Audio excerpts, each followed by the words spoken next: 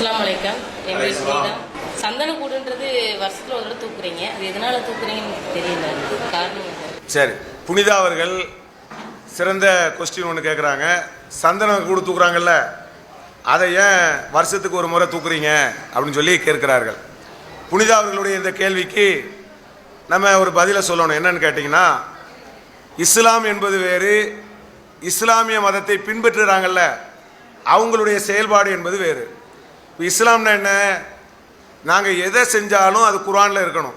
குர்ஆன் என்பது என்ன? இறைவன் நபிகள் நாயகத்துக்கு ஒரு தூதரின் மூலமாக சொல்லி, நபிகள் நாயகம் அவங்க வாழ்ந்த தோழர்களுக்கு சொல்லி, அந்த தோழர்கள் எங்களுக்கு சொன்ன அந்த செய்தி குர்ஆன் என்று சொல்லக்கூடிய அந்த செய்தியை தான் நாங்கள் திருமறை குர்ஆன் என்று சொல்கிறோம். இறைவன்கிட்ட இருந்து வந்த ஒரு செய்தி தான் குர்ஆன் என்பது. நபிகள் நாயகம் அதை நாங்கள் எப்படி நம்புகிறோம்னு கேட்டால், இறைவனுடைய தூதர் நாங்கள் நம்புகிறோம். இறைவன்கிட்ட இருந்து செய்தி வருகிறது. நபிகள் நாயகம் எதை செய்கிறார்களோ, எதை சொல்லுகிறார்களோ, கடவுளுடைய திருப்தியை நாடி எதை சொல்லுகிறார்களோ அதை பின்பற்ற வேண்டும் என்று நாங்கள் நம்புகிறோம். இது இஸ்லாம். ஆனால் இஸ்லாமியர்கள் பின்பற்றாங்க பாருங்க, அதுக்கும் இஸ்லாத்துக்கும் நிறைய வேறுபாடு இருக்கிறது. இஸ்லாமியர்கள் பின்பற்றக்கூடிய ஒன்றை தான் நீங்கள் கேட்குறீங்க. சந்தனக்கூடுன்னு ஒன்று வருது பாருங்க, அதுக்கும் இஸ்லாத்துக்கும் சம்மந்தம் கிடையாது. அதுக்கும் குர்ஆனுக்கும் சம்மந்தம் இல்லை. அதுக்கும் நபிகள் நாயகத்தினுடைய போதனைக்கும் எந்த சம்மந்தமும் கிடையாது. அப்போ நீங்கள் நாகூர் தர்காவில் சந்தனக்கூடு இருக்கிறாங்க, ஏர்வாடியில் சந்தனக்கூடு இருக்கிறாங்க, நிறைய தர்காவில் பார்த்தீங்கன்னா சந்தனக்கூடு மாதிரி ஒன்று இழுத்துட்டு இருக்கிறாங்களே, அது ஏன் அப்படி செய்கிறாங்கன்னு கேட்டால், எங்கள் முஸ்லீம்கள் அறியாமையினால செய்கிறாங்க. ஏன் அறியாமையினால செய்கிறாங்க? இப்போ இங்கே இந்தியாவில் வாழக்கூடிய முஸ்லீம்களை நீங்கள் எடுத்துக்கிட்டிங்கன்னா, எல்லாருமே சவுதி அரேபியாவில் இருந்து வந்தவங்க கிடையாது. இப்போ நான் என்ன சவுதி அரேபியாவில் தான் வந்தேன்? இல்லை. இங்கே இருக்கக்கூடிய எல்லா முஸ்லீம்களும் பூர்வீகமாக இந்தியாவை தாய்நாடாக கொண்டவர்கள். இங்கே இந்தியாவில் வாழக்கூடிய முஸ்லீம் எல்லாமே இந்தியாவை தாய்நாடாக கொண்டவர்கள் தான்.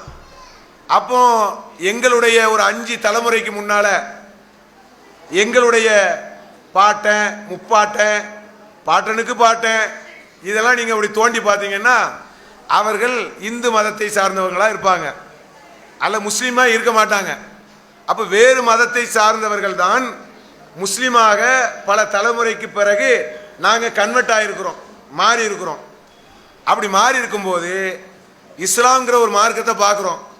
எங்கள் முன்னோர்கள் எதை பார்த்தாங்க? இஸ்லாம்னா என்ன? ஒரு மனிதநேயமான ஒரு மார்க்கமாக இருக்குது, அமைதி மார்க்கமாக இருக்குது, சமத்துவம் இருக்குது, நீ அந்த ஜாதி இந்த ஜாதி இப்படியெல்லாம் இல்லை. அதனால் இஸ்லாத்துக்கு வந்தாங்க.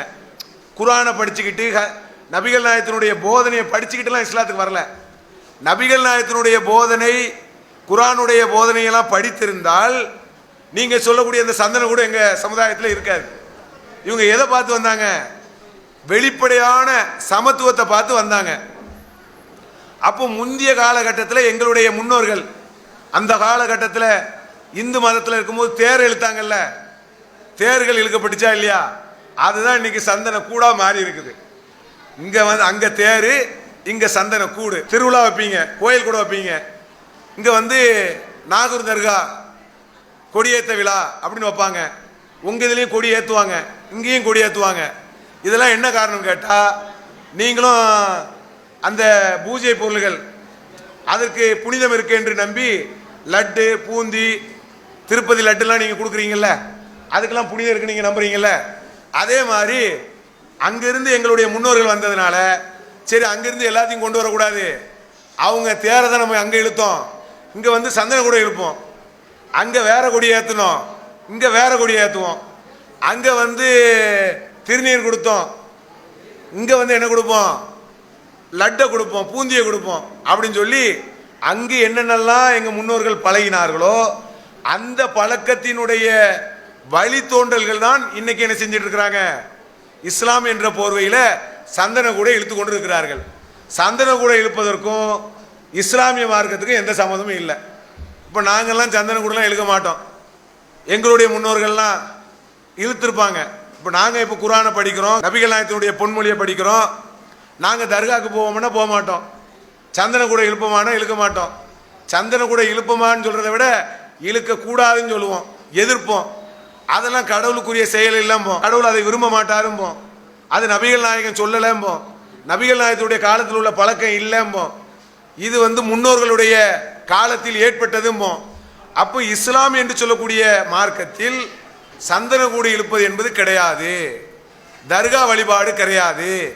இறந்து போனவர்களுக்கு புனிதம் இருக்கிறது, இறந்து போனவர்கள் கேட்பார்கள், செவியேற்பார்கள், கடவுளுக்கு நெருக்கமான நபர் என்று இறந்து போனவர்களை புனிதம் கருதி அப்படி வணங்கக்கூடிய தன்மை என்பது இஸ்லாமிய மார்க்கத்தில் கிடையாது. குர்ஆன்ல நபிகள் நாயகம் இறந்துட்டா கூட நபிகள் நாயகத்துக்கு எந்த விதமான விஷயமும் கேட்காது.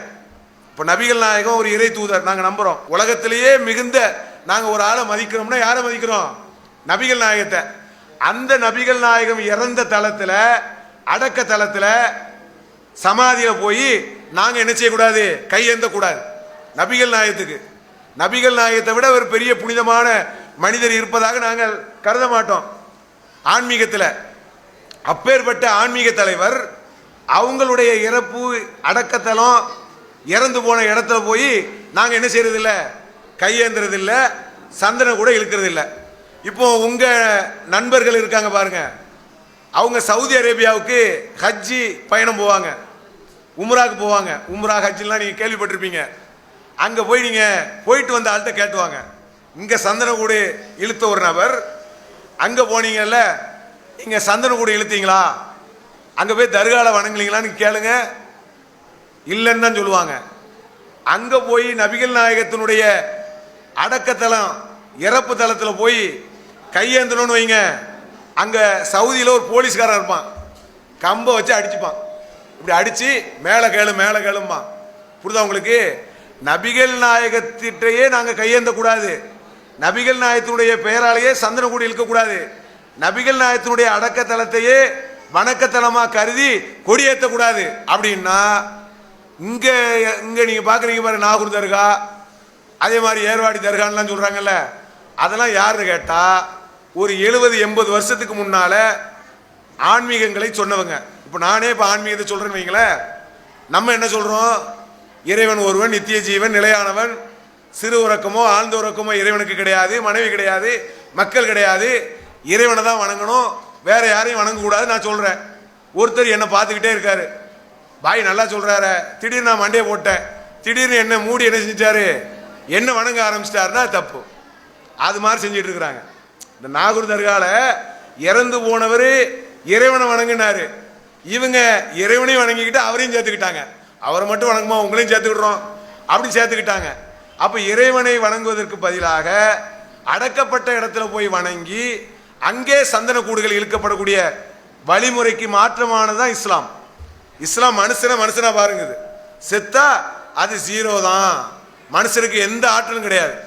உயிரோடு இருக்கும் போது ஆற்றல் இல்லை, அது வேற விஷயம். செத்து போச்சுன்னா டோட்டல் 0. இவன் செத்து போனவர் தான் பவரே வருதுன்னு நினைக்கிறான். செத்து போனா நம்ம ஒரு ஆள் இறந்துட்டா என்ன சொல்லுவோம்? ஒரு ஆள் அப்துல்லான்னு ஒரு ஆள் இறந்துட்டா என்ன சொல்லுவோம்? அப்துல்லா இறந்துட்டான்னு சொல்லுவீங்களா? இறப்ப எப்போ எடுக்கிறீன்னு கேட்குறோம். நல்ல தெருங்கினா ராஜா அல்லது அப்துல்லா இது மாதிரி ஒரு ஆள் இறந்துட்டாருன்னா ராஜாவை எப்போ தூக்குறீன்னு கேட்குறீங்களா?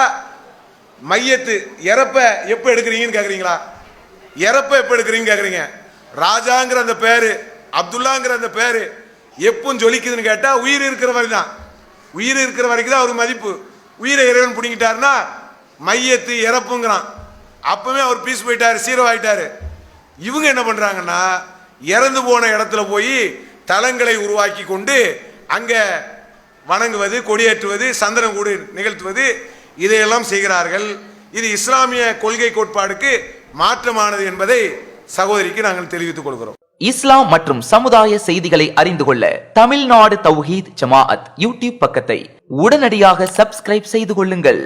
மேலும் பெல் பட்டனையும் கிளிக் செய்து கொள்ளுங்கள்.